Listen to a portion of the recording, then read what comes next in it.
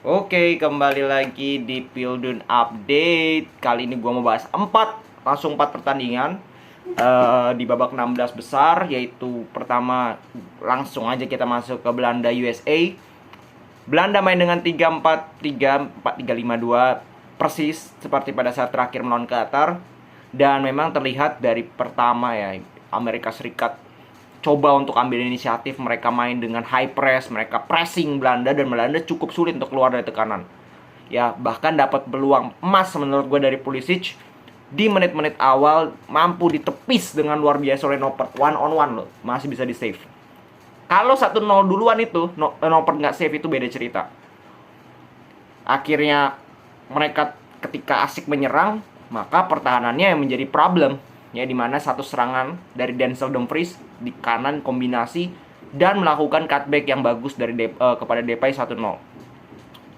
Habis itu Amerika Serikat ya mencoba keluar menyerang, tapi nggak banyak peluang juga yang bisa mereka ciptakan. Begitu juga dengan Belanda. Ya, Belanda pun agak ngerem mainnya, cari momentum yang tepat, dan mereka dapatkan di menit 45 plus 1, ya 46. Dimana dengan skema yang sama, dari posisi yang sama, passingnya sama, finishingnya juga sama. Jadi yang gue heran adalah Amerika Serikat bisa kebobolan 2 kali dengan cara yang sama, which is ya ada yang tidak beres dari koordinasi lini pertahanan lo.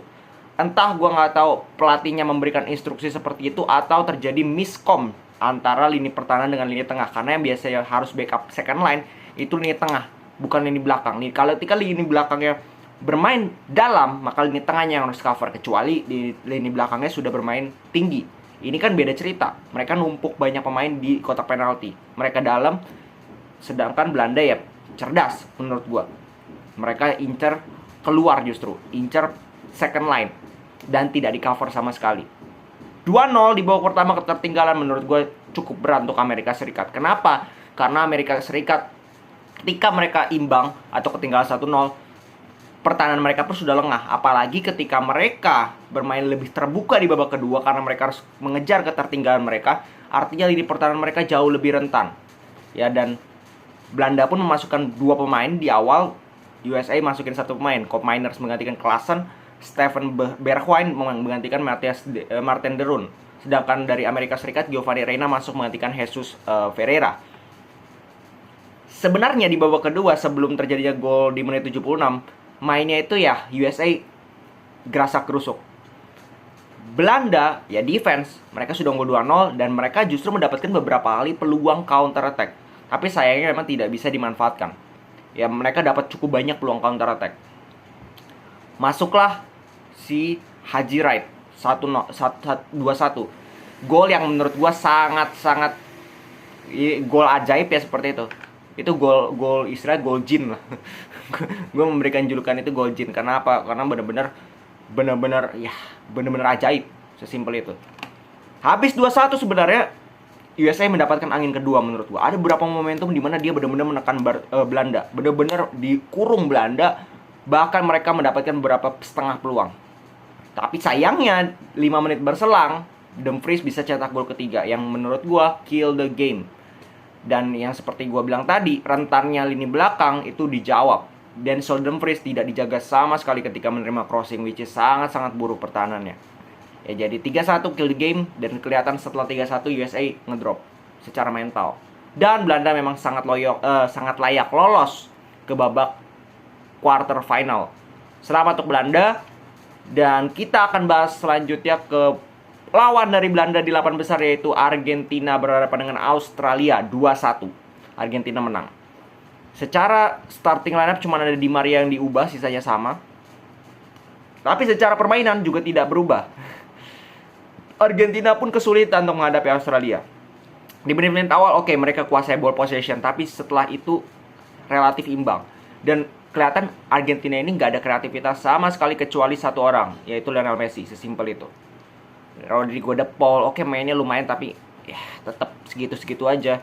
Enzo Fernandez, McAllister mainnya, Papu Gomez lah, aduh ampun, nggak ada kreativitas sama sekali. Ya, bahkan sebelum Messi cetak gol menit 35 itu nggak ada kreativitas sama sekali dari Argentina. Australia apakah ada kreativitas? Nggak ada juga. Sama juga nih, ini tim juga sangat buruk menurut gue, sangat dapuk. Barulah dapat gol dari Lionel Messi. Ya, Messi itu satu peluang satu gol. Masuk babak kedua, menit 50 itu Argentina sudah main bertahan. Kenapa gue bisa bilang seperti itu? Lisandro gantiin Alejandro Gomez atau Papu Gomez, sehingga mereka main 3 center back, which is mereka mainnya lebih defense, ngincer counter. Nggak ada masalah karena mereka sudah unggul. Bahkan mereka bisa dapat gol kedua dari Julian Alvarez. Golnya itu bukan set play, bukan counter, tapi lewat blunder yang nggak jelas yang dilakukan oleh namanya Matthew Ryan.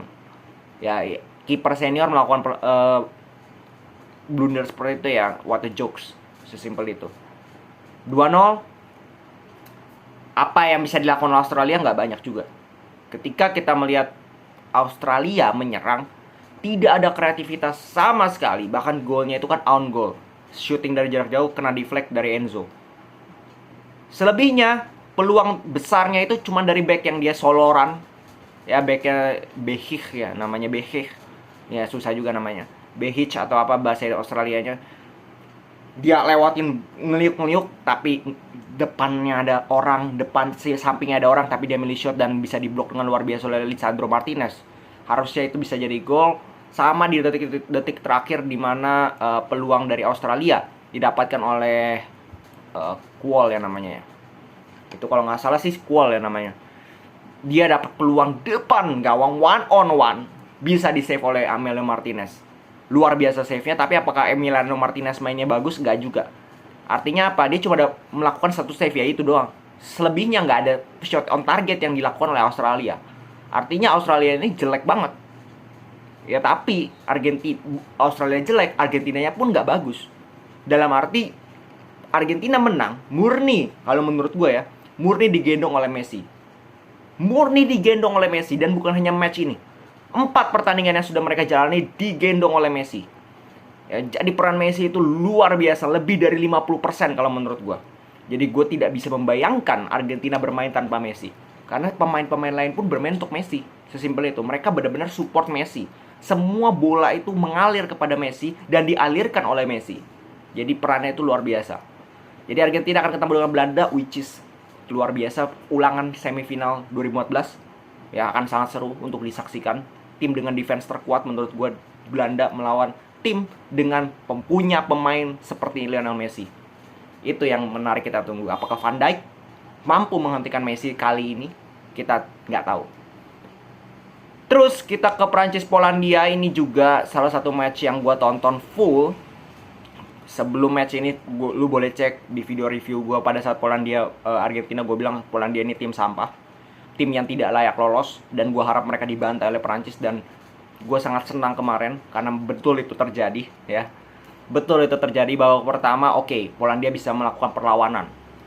Giroud bisa cetak gol sebenarnya di awal-awal, tapi finishing itu babak depan gawang, aduh, nggak gol. Itu bener-bener hampir aja bisa dicetak gol duluan oleh Poland ya, lewat ada tiga fase di mana shot satu di save oleh Lloris, satunya diblok oleh Theo Hernandez, satunya diblok oleh Varane. Jadi Polandia pun cukup melawan di babak pertama.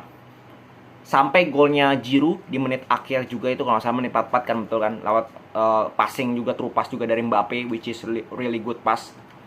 Akhirnya Giroud bisa cetak gol 1-0. Ya, belum aman bagi Prancis, dan itu mereka buktikan di babak kedua. Ya, mereka tidak bermain defense sama sekali, mereka justru mengurung. Justru babak kedua menurut gua Prancis benar-benar totally mendominasi dari Polandia. Polandia nggak dapat peluang sama sekali di babak kedua. Ya, Prancis sangat-sangat fluid mainnya, benar-benar sudah enjoy. Mbappe 2-0. Itu counter gara-gara siapa? Gara-gara Griezmann. Bagaimana Griezmann menurut gue perannya tadi malam itu luar biasa. Dia nomor 10 di atas kertas di starting lineup, tapi kalau lu lihat dia bantu serang, dia bantu di wing, dia ke kiri ke kanan, dia ketika defense dia turun menjadi, bahkan ada satu momen di mana dia sejajar dengan center back mainnya. Itu pengorbanan yang menurut gue tidak akan dilihat oleh media, tidak akan dicatat oleh statistik, tapi gue melihat itu sebagai suatu pengorbanan yang luar biasa dari Antoine Griezmann menurut gue. Jadi gol kedua itu kan lewat dia clearance, akhirnya Giroud dapat bola, muncullah counter itu. Finishingnya Mbappe top class. Menit 91 Bam, 3-0. Mbappe, finishingnya lo lihat kayak gimana itu orang. Top player menurut gue untuk saat ini. Walaupun gue benci sama dia kemarin pada saat kasusnya Madrid, tapi gue harus akui bahwa dia memang salah satu bakat yang luar biasa. Ya, luar biasa untuk saat ini. Dan Mbappe, dia sudah 9 gol ya di World Cup, baru 2 edisi loh. Sedangkan Messi 9 gol dari 5, Ronaldo 8 gol dari 5. Bayangin aja, dia 9 gol dari 2 edisi dan dia masih ya, kemungkinan akan panjang karena 23 tahun masih. Luar biasa memang Mbappe ini. Dan dia sudah dapat 1 Piala Dunia di Piala Dunia pertamanya. Luar biasa. Terus habis itu ya di menit-menit terakhir dapat gol penalti dari Robert Lewandowski. Hampir gagal ya, sudah gagal, untung diulang gara-gara Yori sudah jauh. Dan gue nggak ngerti gayanya Lewandowski itu dalam mengambil penalti, dia berhenti dulu, aduh ampunan deh.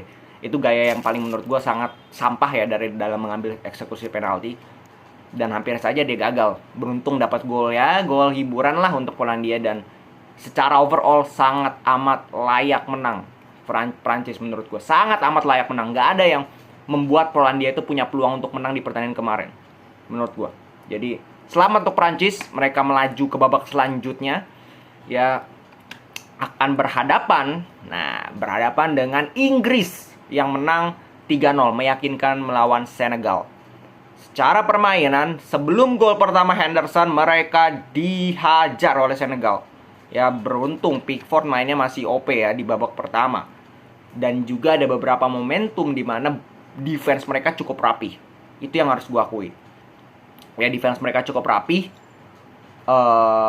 Tapi mereka bisa curi gol, itu yang penting. Dan peran dari Kane ini sangat penting di gol pertama. Dia membuka ruang, dia kirimkan true pass kepada Bellingham, dia cutback kepada Henderson dan gol 1-0.